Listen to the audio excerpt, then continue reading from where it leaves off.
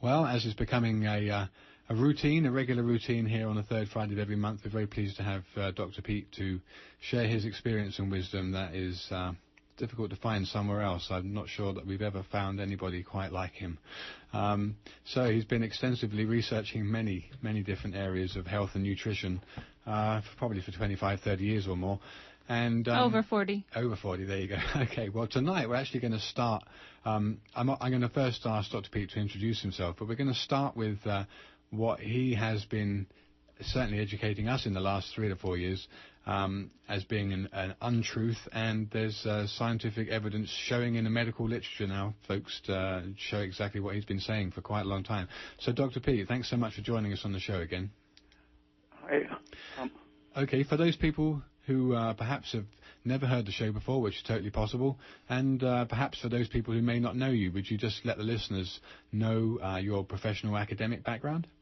I studied biology for a PhD at the University of Oregon, 1968 to 72, and before that had been in various things, linguistics, art, taught a variety of health-related courses, psychology, philosophy, and things that were perspectives on my basic orientation, which is biological, but biological in a very broad sense.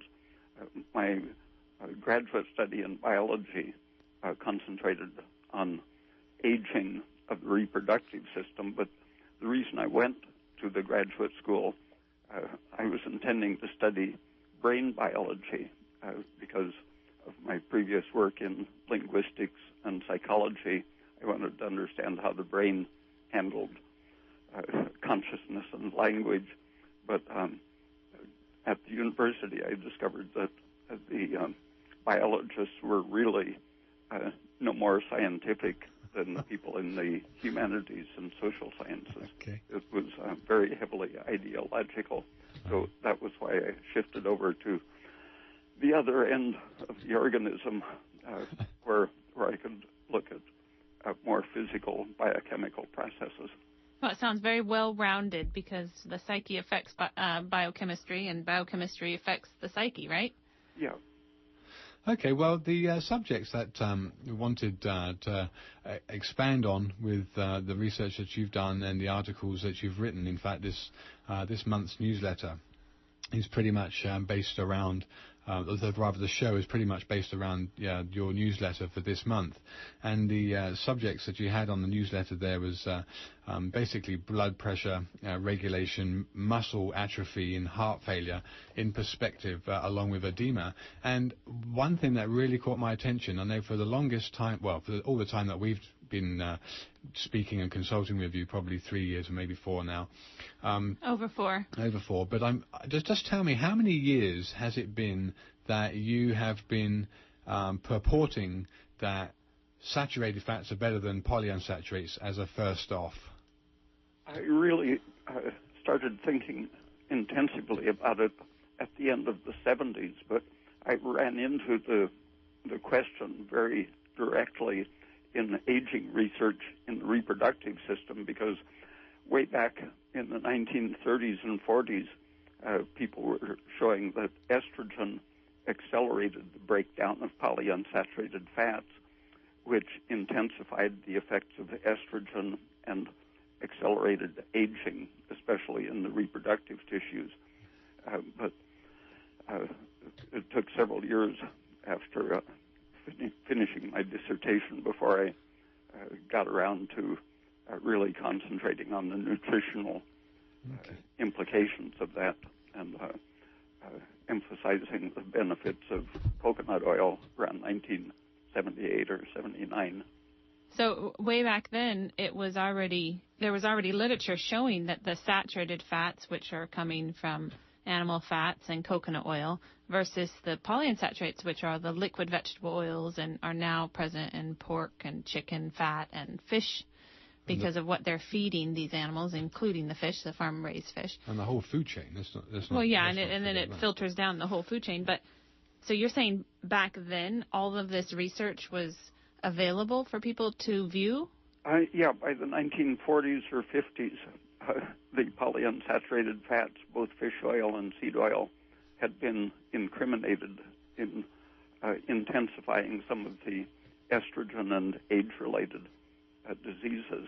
The Shute family, who were the first ones to popularize the therapeutic use of vitamin E, started out with it preventing blood clots related to high estrogen, and that overlaps with the estrogen activating the breakdown production of free radicals from the polyunsaturated fats and causing vascular disease and so on. So vitamin E was a fertility drug and an anti-estrogen nutrient, as well as a protection against the polyunsaturated fats. So lots of people consider, vitamin E to be an antioxidant to help protect us against free radicals. But you're saying that a free radical producing substance is this vegetable oil, this liquid oils and the fish oils and the other liquid vegetable oils apart from olive oil. Yeah, in the 1940s, before that antioxidant concept was introduced, vitamin E was being thought of as an anti-estrogen. But in 1942, the estrogen industry basically took over the FDA and public consciousness and suppressed everything that incriminated estrogen in aging, miscarriage, and so on. And so since vitamin E was, by the Shute family and others, identified as an anti-estrogen, the estrogen industry shifted the emphasis to protection against free radical oxidation. And there was very quickly an awareness that there was an inverse relationship between the polyunsaturated fats and vitamin E. If you increased your vitamin E greatly, you could prevent damage from either estrogen or polyunsaturated fats.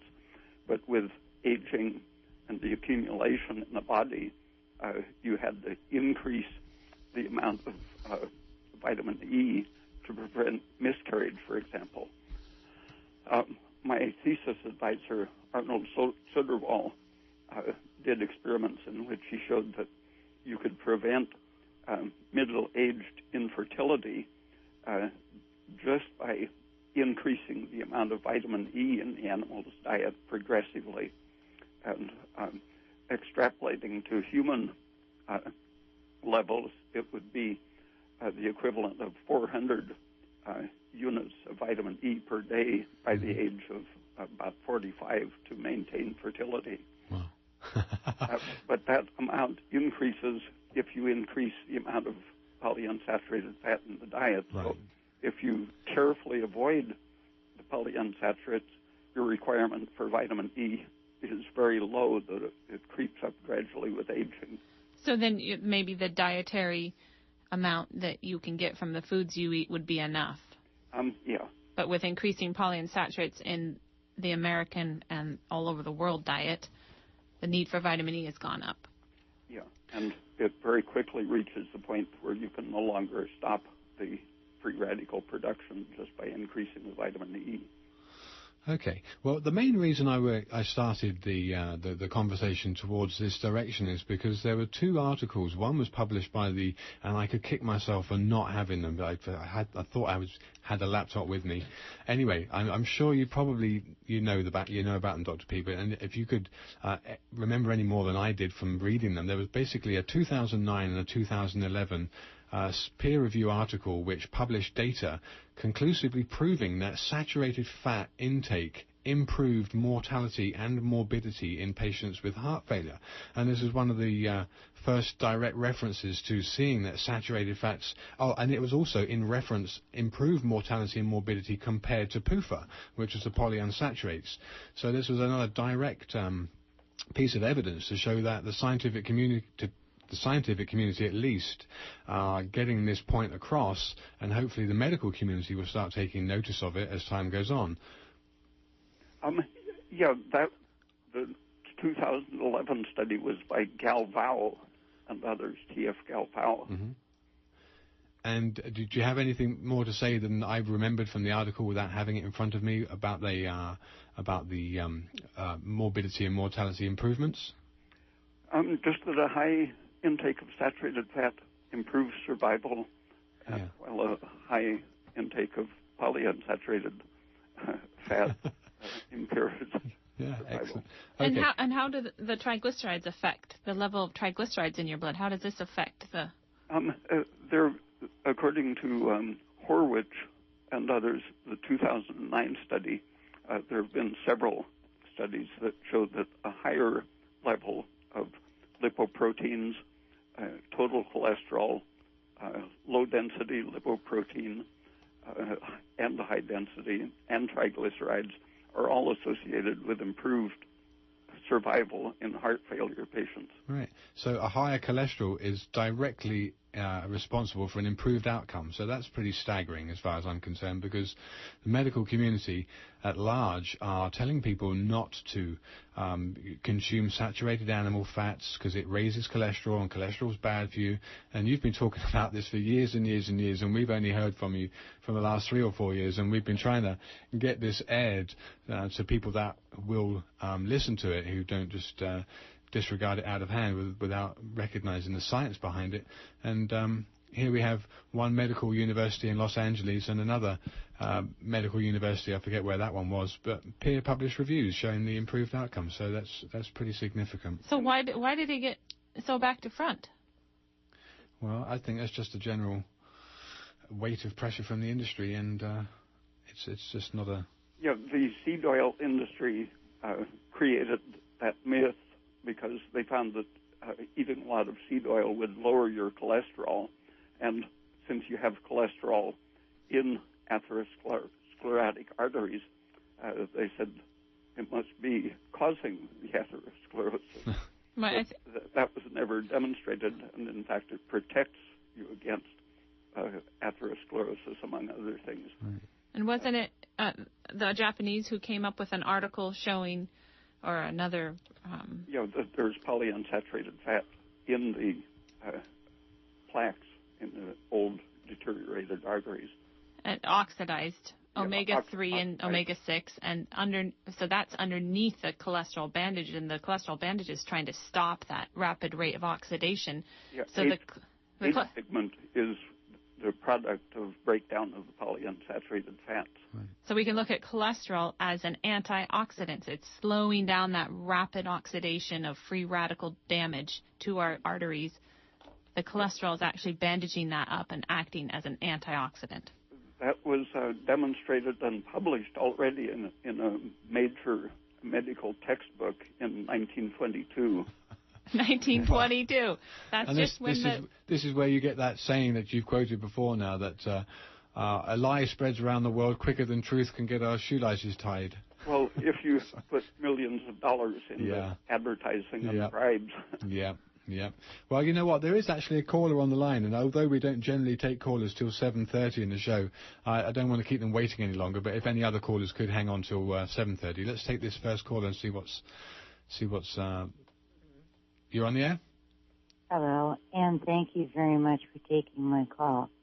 I'm 68, very active, and I've been eating yogurt and fruit and fresh vegetables with olive oil now for about 6 months.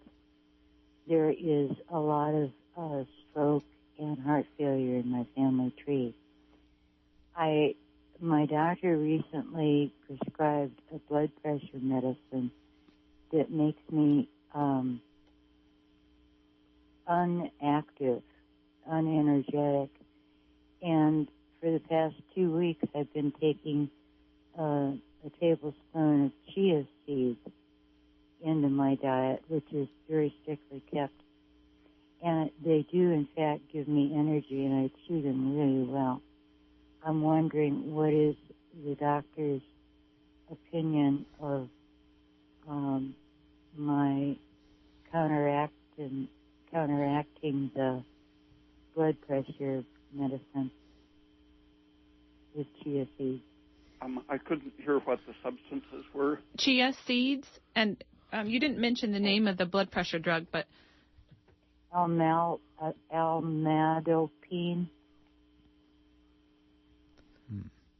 Almadopine. Did they say that was to lower or inhibit the angiotensin converting enzyme? That's the one heart drug that I think is probably beneficial. It lowers inflammation if it's the one I'm thinking of, but I don't know the brand names of them. So her question is, what do you think about the way she's been feeling with the chia seeds helping re-energize her after she started taking this blood pressure drug that is making her lethargic? Oh, I don't know of anything in the chia seeds that would be beneficial. Right. I mean, there are seeds. They're oils, I don't know if they're very high in oil, but they're very mucilaginous. When I've tried them, they're very mucilaginous, and they could be acting as a laxative to your bowels. Have your bowel movements improved? They were never haywire. Well, I'm not sure. I know it's traditionally been used to be an energizer. I'm not sure exactly what compound in it that has been reported to be energizing. If it works as a bulk laxative, it would make you feel better by lowering bacterial endotoxin. Okay. Well, I don't know if that's... Thank you so very, very much. I'm going to go back to the radio where it's easier to hear. Okay. Thank you for your call. You're welcome. Thank you for your call. Okay, so you're listening to Ask Your Herb Doctor on KMUD Garberville 91.1 FM, and from 7:30 until the end of the show at 8 o'clock, you're invited to call in with any questions, either related or unrelated to this month's subject of blood pressure regulation, heart failure, and muscle atrophy, so muscle weakening and wasting.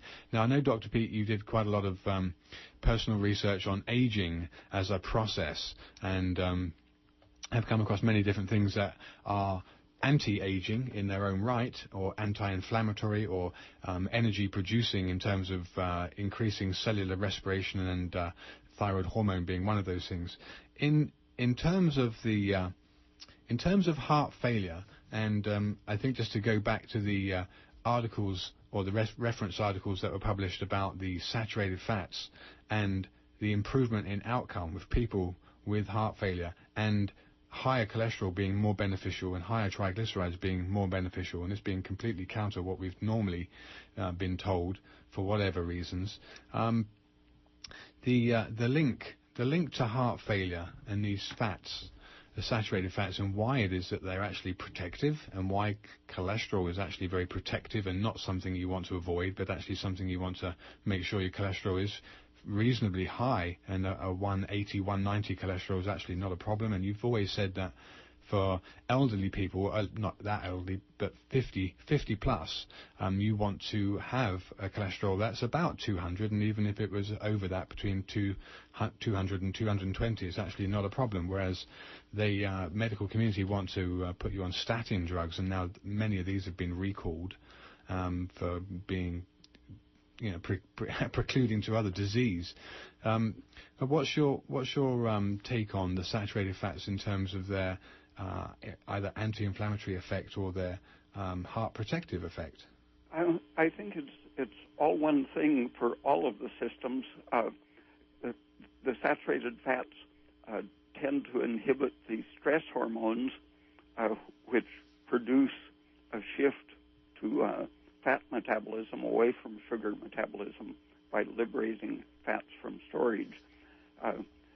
Once you get too much of the polyunsaturated fats in your body, a little stress tends to become a big stress, because that type of fat intensifies the stress hormones, creating a vicious circle. The saturated fats turn off the inflammation rather than amplifying it. And that applies it was a Hindu who, about 30 years ago, maybe 35, noticed that alcoholics in the Indian regions that use a lot of butter didn't get liver disease. And so he did the animal experiments and found that butter or other saturated fats protect the liver. And there have been a lot of studies since then published in the U.S. showing that even large amounts of alcohol don't hurt the liver if a person is getting saturated fats. But if they get any of the polyunsaturated fats, their hepatitis flares up and cirrhosis. And the same with cancer. If you look at the ratio of saturated to unsaturated fats in the body, they call it the saturation index. That goes, the more saturated your fats are, the less susceptible you are to developing cancer. So fibrotic, inflammatory, and tumor diseases, as well as heart failure and blood clotting diseases, are all closely associated with the polyunsaturated fats, and so protected against by the saturated ones. So these polyunsaturates really interfere with energy production. And I know when you just mentioned that to that caller, that if somebody took a bulk laxative, they would feel better because of lowering endotoxin in the gut. And that's another thing that severely interferes with energy production in our body. So can you tell us a little bit about endotoxin and how that poisons us and what foods we should avoid in order to not support the growth of those bacteria that produce the endotoxin? The endotoxin, one of the first things that it triggers is nitric oxide, which is a vasodilator, and both nitric oxide and the endotoxin increase the production of serotonin.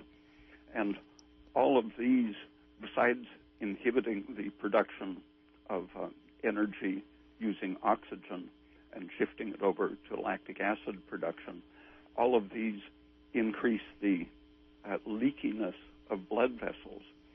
And if you simply turn off the supply of sugar, in diabetes, for example, you can't metabolize sugar. In starvation, you don't get the sugar in your diet. In hypothyroidism, you are under stress, and so you're shifting over to liberating fats and burning fats instead of sugar. So in anything that impairs energy production, whether it's the toxin starting with endotoxin, nitric oxide, and serotonin, or if it's the actual environmental interference with your production of energy and supply of energy, all of these make your blood vessels leaky. All of them raise free fatty acids, which interfere with the use of oxygen. And the free fatty acids lead to a whole cascade of inflammatory mediators, especially prostaglandins. And the prostaglandins, in turn, interact, making more nitric oxide and other inflammatory things. So once you get loaded up with the polyunsaturated fats, all of these things tend to interact. The fats lower your thyroid function and increase your estrogen production, both of which intensify the inflammation, leakiness, and loss of energy production. So other things that can influence the intestinal health and the dilation of these blood vessels in the intestine are things like starchy carbohydrates that feed the bacteria that produce this endotoxin. And those things can be, you can mitigate the the bacteria from feeding on the starches by not eating them. That's the best thing. And Dr. Peat, you also recommend carrots and bamboo shoots because they're like antibacterial fibers that the bacteria can't seem to feed on. Yeah, it's extremely rare for a person to have microorganisms that can survive a good supply of either carrots or bamboo fiber. Certain organisms can adapt to live on them, but it's very rare. And also herbs like golden seal and cascara bark, those herbs can decrease the number of bacteria in there that are wreaking havoc and producing a lot of endotoxin, and therefore then help you protect your liver. And actually the saturated fats, that's one of the direct effects. They're antibacterial. Yeah, coconut oil is antimicrobial. It's antibacterial. Nothing grows in it. It just sits there for ages and doesn't change. Now, what about the other thing that interferes with energy production? You were writing in your last newsletter about the substitution of iron for copper in the respiratory enzyme. So is this with a copper deficiency and an iron overload? Is that how this is seen? That's just the diet can affect it, but stress tends to intensify it. Not getting enough light, anything that stresses your energy production system, such as high estrogen or nitric oxide or low thyroid or too much darkness, will tend to make you lose copper from your respiratory system. And as the copper gets lost, iron just tends to fill in for it, binding to some of the same enzymes. And it's a very... sorry. So with, I know shellfish are a rich source of copper, but with the current situation with our Pacific Ocean having Japanese debris wash up on the shores, what would you recommend a good source of copper? Liver. Beef liver, calf liver is... buffalo liver? Yeah. It has a lot of iron too, but the copper tends to concentrate in the liver. So the place that copper occupies in the respiratory enzyme that you're mentioning has a greater affinity for copper than it does for iron. So if you have an adequate supply of copper, then it will get picked up. Yeah. Yeah, because iron there's lots of things been written about iron, how destructive it is, how readily it reacts, and that being its main problem is that it's very reactive in the body. It's another oxidant. And taking a supplement of a free metal, iron, zinc, or copper, in the form of a free metal, it can interact with nutrients in your digestive system and oxidize them. Right. But iron is the worst one to take as a supplement. Yeah. And another thing for our listeners to avoid is cooking acidic products in cast iron pans or making soups in cast iron stock pots, because you will be dissolving that iron when you're cooking them. So, Dr. Peat, can you tell us some more about what else can interfere with the thyroid hormone and how this can affect heart failure and high blood pressure? The polyunsaturated fats and stress are probably the most common things throughout Western diet culture, but traditionally the cabbage family and beans were the main goitrogens, things that interfere with formation of the thyroid hormone. And in the Andes and parts of southern Mexico and western China, there's still a tremendous amount of thyroid deficiency and cretinism. I've read that there are, I think it was 100 million cretins in western China, and beans are a major factor in the Andes and Mexico, and I think in China too, besides an actual iodine deficiency. But the cabbage family, especially if they aren't cooked well, so the coleslaw, if a person ate coleslaw every day, they would very likely have a thyroid problem. And what about poor protein intake? Does that influence the thyroid hormone? Yeah, in the 1940s, studies were done showing that they saw that people in the concentration camps, men who came out and started eating well, would often grow breasts, and they saw that the starvation for protein in particular causes the liver to become unable to destroy estrogen, and thyroid is needed to inactivate estrogen. And if you're getting low calories, but especially low thyroid, you turn your metabolism down so that you don't eat up the proteins in your muscles so fast.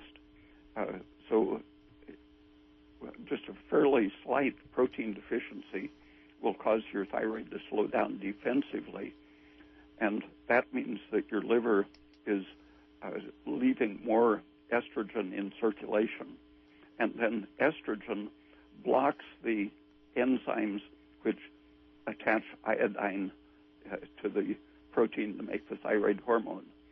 So just stress or a protein deficiency will let estrogen rise, and the rising estrogen will block the secretion from your thyroid, creating a vicious circle. But then when they came out and started eating well, their livers were damaged so severely that their estrogen was really high. And animal studies showed that the vitamins B1 and B2, as well as protein, were the main things that activate the liver to inactivate estrogen. And one of the best sources for B vitamins is liver. Is that correct? Yeah. Yeah. Okay, good. Well, I just want to let people know that this is 7:30's gone now, but you're listening to Ask Your Herb Doctor on KMUD Garberville 91.1 FM. So if anyone in the area would like to call about this month's subjects of blood pressure regulation, heart failure, and muscle atrophy, which we'll get into a little bit later, the number here, if you live in the area, is 923-3911. If you live outside the area, toll-free number is 1-800-KMUD-RAD. And Dr. Raymond Peat is joining us on the show here to impart his wisdom, and we'll be giving out his contact details towards the end of the show. So another question I have for you, Dr. Peat, is how does salt restriction adversely affect pregnancy, toxemia with high blood pressure, and high blood pressure in general for the normal population, unpregnant population? I think we might want to keep that call, actually. Sorry, Sarah. We might want to keep that question until we've listened to the callers, because there are actually a couple of callers coming now. So let's take this first call. Hold that thought, Sarah. That's a good question. Hello? Yeah, you're on the air. Hi, thank you so much. I wonder what the doctor thinks about a regimen of simvastatin, 80 milligrams for the past 3 years. I had a heart attack 4 years ago, and I've been prescribed simvastatin for cholesterol control. And 80 milligrams for the past 3 years. What's the downside of that? Okay, Dr. Peat, did you hear that? Not exactly. Okay, the caller was asking what the downside of an 80 milligram dose of simvastatin that he's been on for 3 years prior to, I think he said he had a heart attack. 4 years ago. 4 years ago, there you go. So he wants to know what the downside to the simvastatins are, but we've heard lots of bad press about the statins, but he's obviously wants to know what your opinion. It depends on how much it interferes with cholesterol synthesis, but one of the side effects that turns up is because when you interfere with cholesterol synthesis, you're also interfering with some other very essential things, such as the synthesis of coenzyme Q10 and other regulatory things.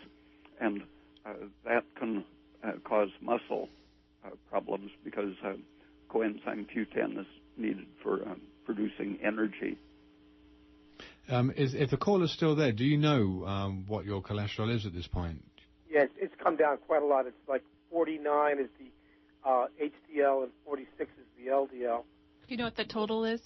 I think it's 147. Yeah, that's low. That's very low. I got down very low. How old are you? 54.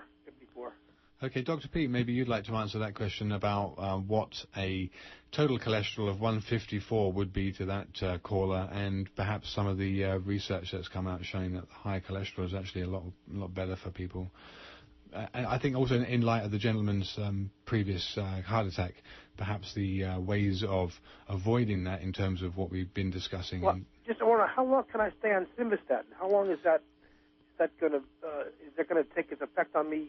Over 10 years or 5 years, or will have do you know what your cholesterol was before you had the heart attack? I really don't know. It wasn't that high, but it was at the high end of normal. Okay, Dr. Peat? I doubt that there was any connection at all between the cholesterol and the heart attack. If it was in the normal range, you might actually not have had enough protective effect from cholesterol. It depends on what your exposure was, because cholesterol can protect you from heavy metal poisoning, many kinds of poisoning. This is the first I've heard of this cholesterol protective. Interesting that you put it that way, but I'll look into that. Well, right. On Dr. Peat's website, at the end of the show, we'll give out the address, but there are several articles specifically on cholesterol and their cardioprotective effects, and they're basically the anti-inflammatory health effects.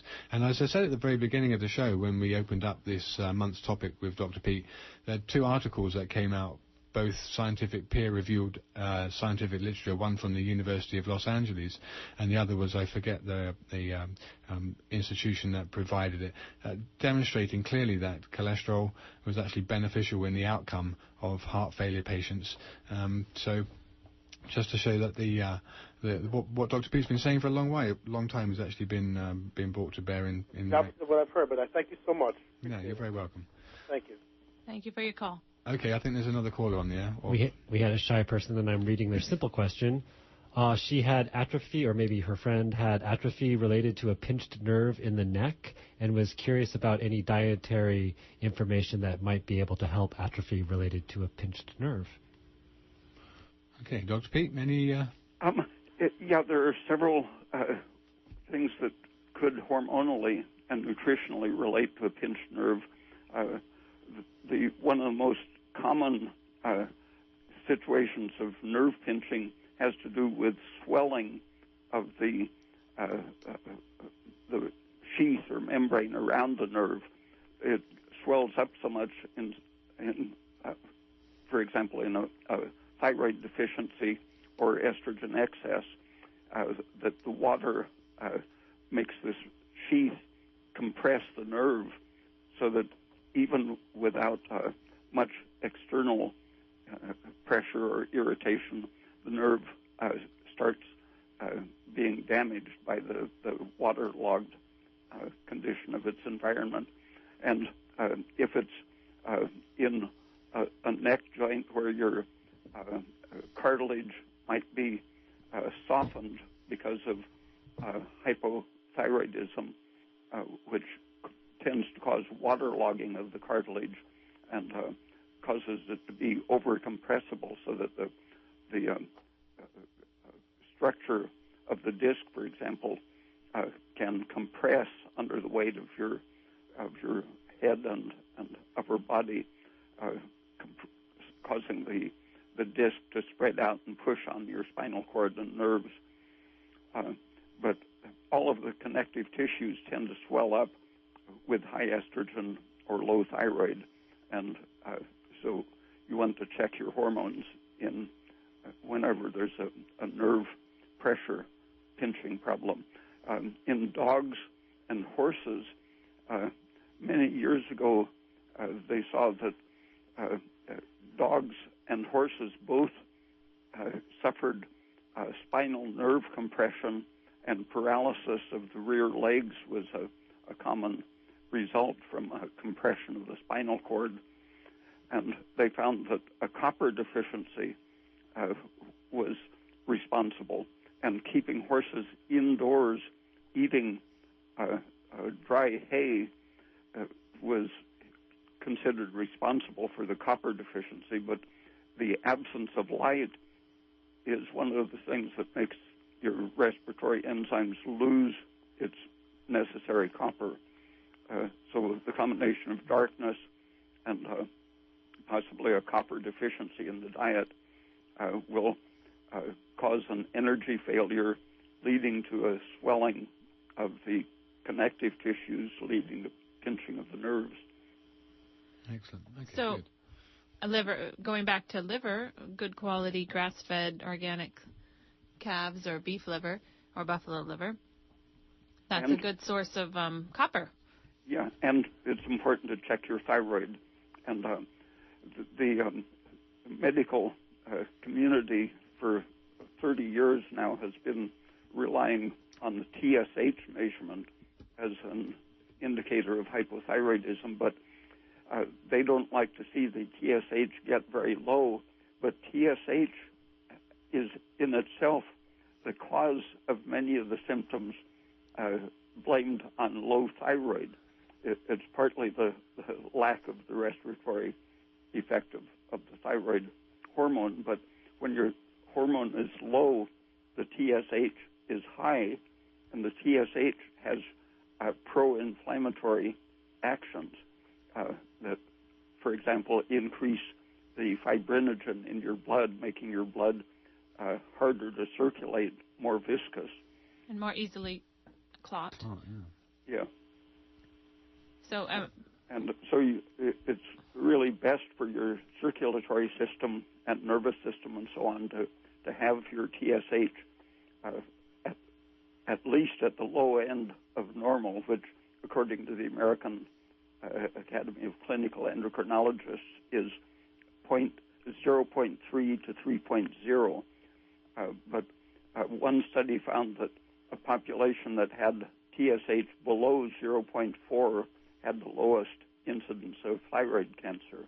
And so somewhere between 0.0 to 0.4 would be the safe range, probably.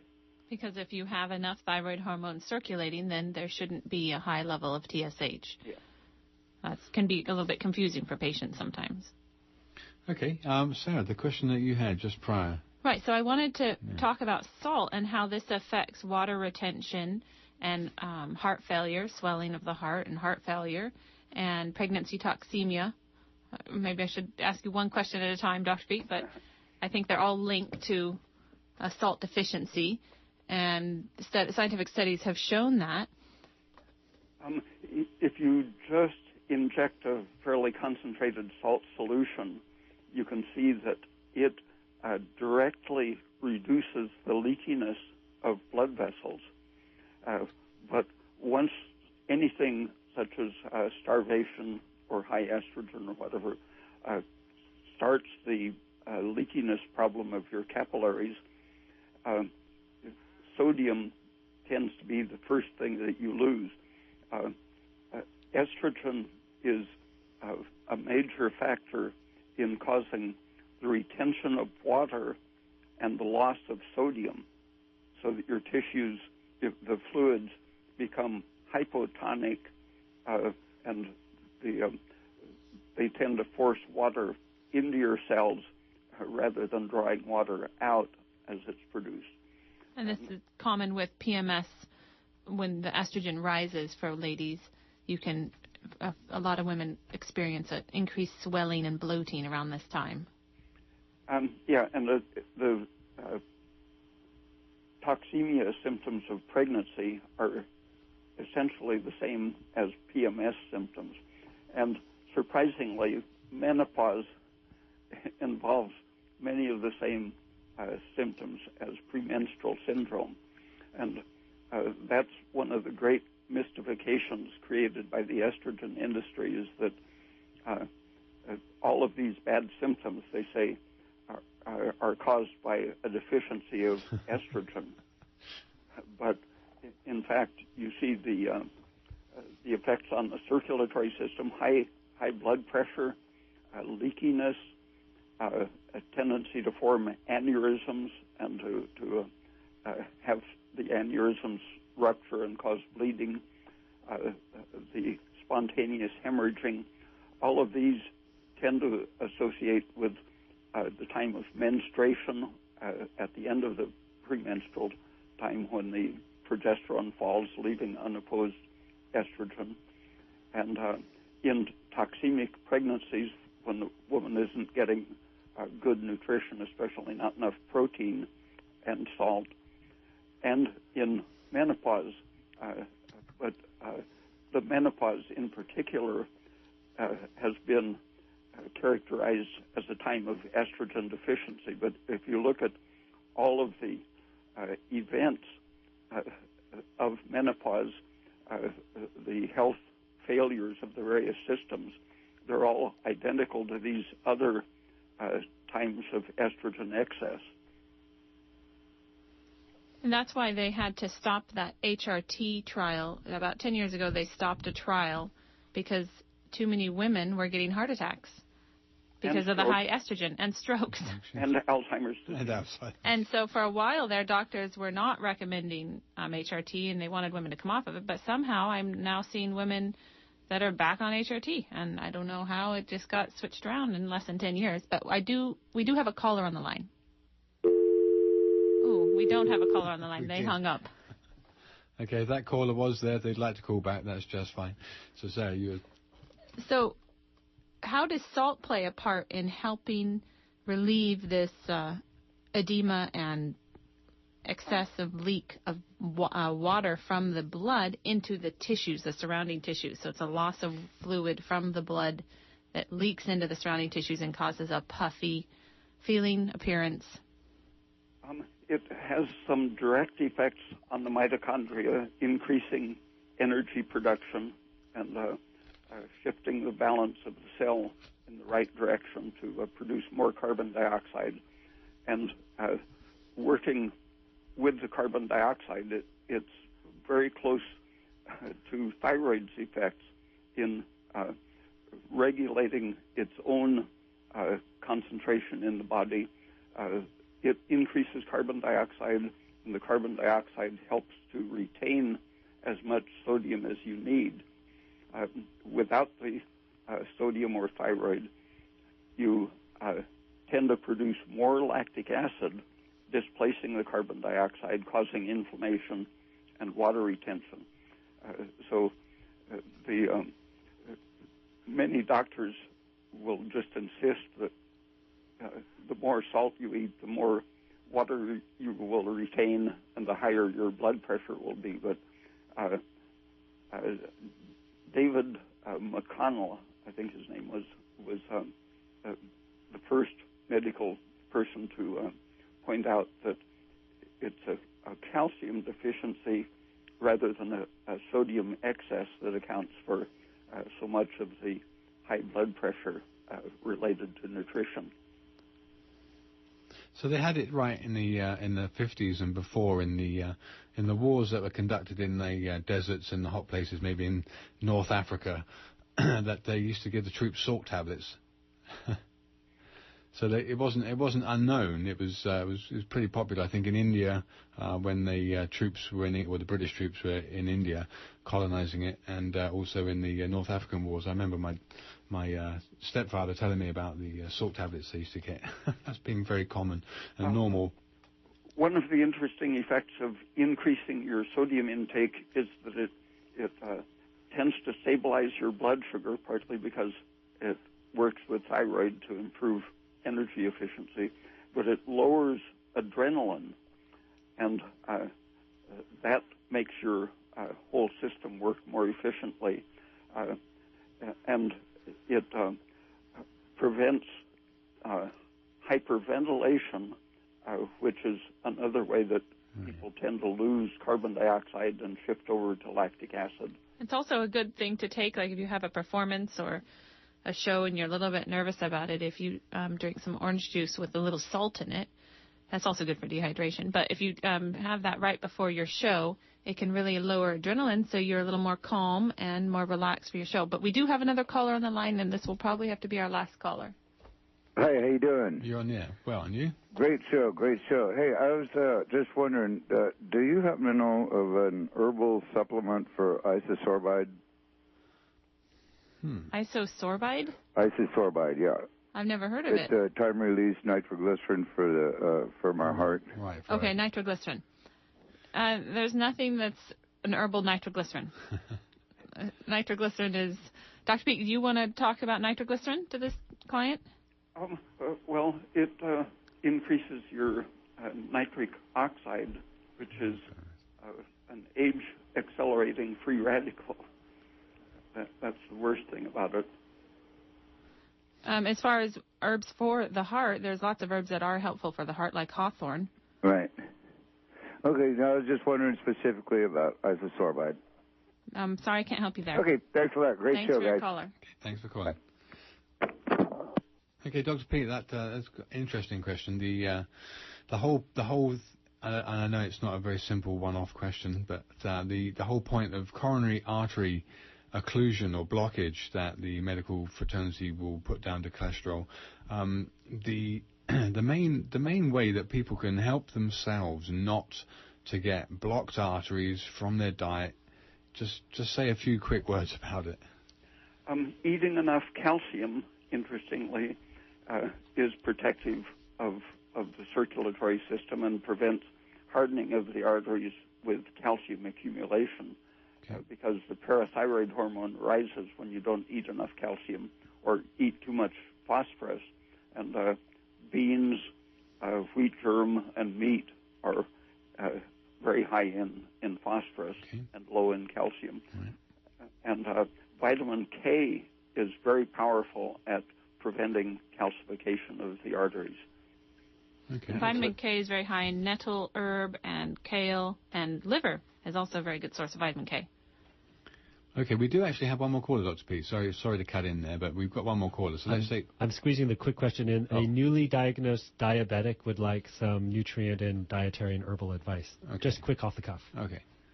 Do we know how old they are? A couple of my articles on the website explain why you shouldn't be panicked into avoiding sugar. And polyunsaturated fats are the best documented cause of diabetes.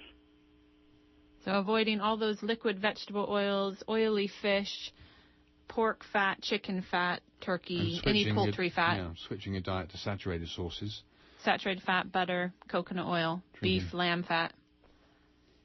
Okay, so the whole diabetes thing, I know we've talked about this in previous shows, but we're not going to get the time for this round. And how it works is, just real quick, is the polyunsaturated fats poison the pancreatic beta cells from producing insulin. So eventually, once those are removed, then your pancreatic beta cells can recover and start producing insulin again. And glucose stimulates the regeneration of the beta cells.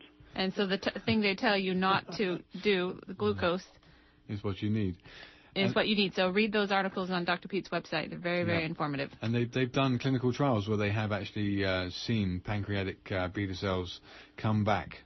It's not as though they're not there, and it's not as though they've all been destroyed. So Dr. Peat's website. Right, let's give out Dr. Peat's website. It's all about Dr. Peat, folks, so make sure you go and read his articles. They should turn your life around. I know they've definitely made a huge difference to us and the people that we see.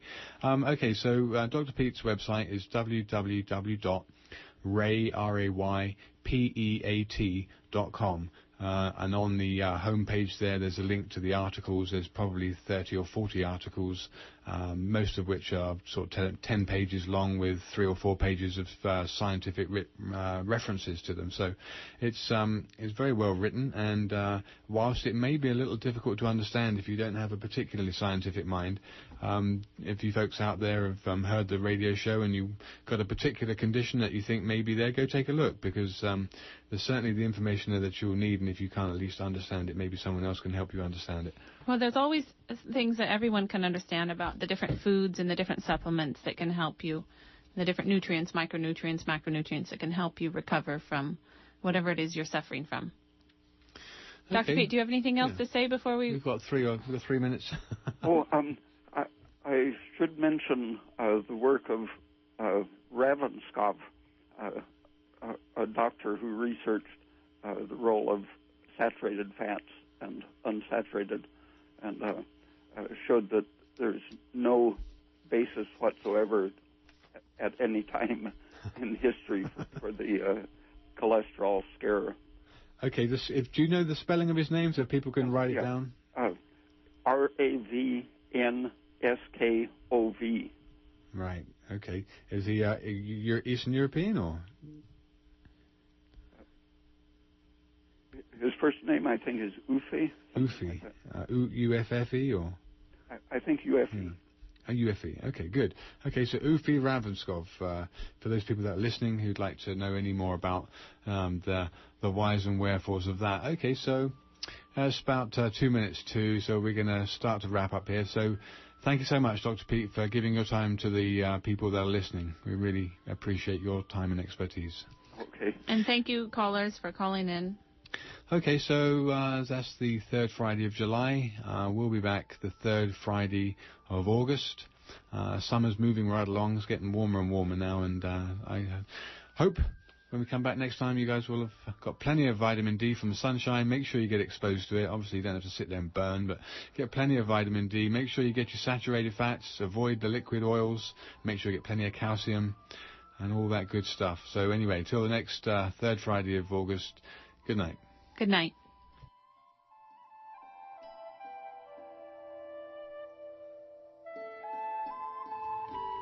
And support for KMUD comes in part from Golden Dragon Medicinal Syrup, an anti-inflammatory, antifungal, antibacterial, antioxidant medicine made without heat or ice. Golden Dragon Medicinal Syrup is organic, edible, topical, cosmetic, and water-soluble. Information is available at goldendragonmedicinalsyrup@gmail.com and by phone at 707-223-1569.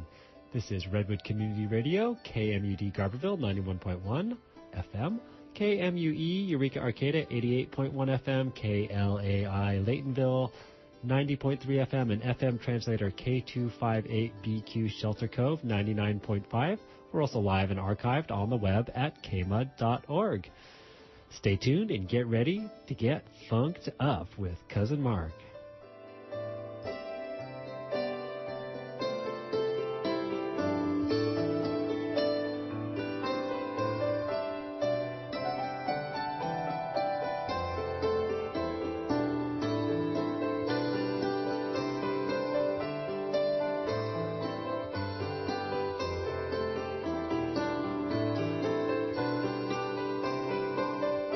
Please remember that this program is supported by the listener members of Redwood Community Radio.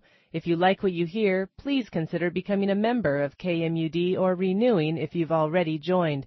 A regular yearly membership is $50, but we accept any amount. Help us keep free speech alive.